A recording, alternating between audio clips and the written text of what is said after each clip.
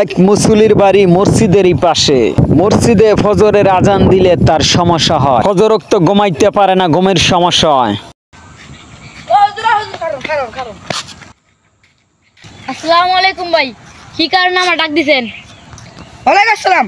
আপনারা অনেক দিনে খুঁজতেছি, হ্যাঁ আপনারা ভাই না, আপনারা ফজর একটা আজান দেন। আপনার কি মাইকেন সৌটা কমাইতে না? হ্যাঁ আপনার জোরে জোরে আজান দেন, আমার ঘুম ভেঙে জায়গা। এত কথা আমি বুঝি না, আপনার মাইকের সাউন্ড কমাই দিবেন। মাইকের সাউন্ড না কমাইলে আপনার অবস্থা টাইট করে এলাম। শুরু হয়ে গেল মুসল্লির মধ্যে মসজিদের আজান নিয়ে।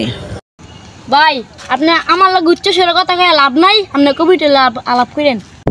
হুজুর তো কথাটা ঠিক হয়ে গেছে। কইলাম বালাসির শুনলো না, হ্যাঁ শুনা শুনে। এখন ফজরে আজানের টাইম।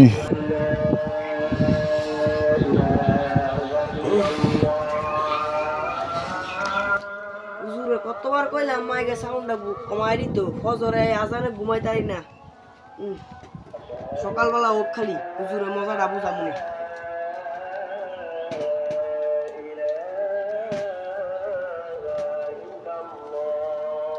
আস্তে আস্তে সকাল হইল, দেখা যাক এখন কি হয়।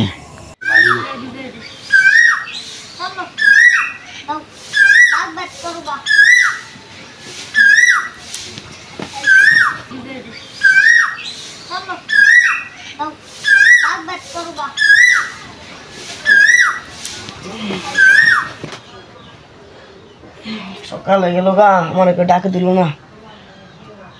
হ্যাঁ আমি তো কানে কিছু শুনি না, আমি তো কানে কিছু শুনি না।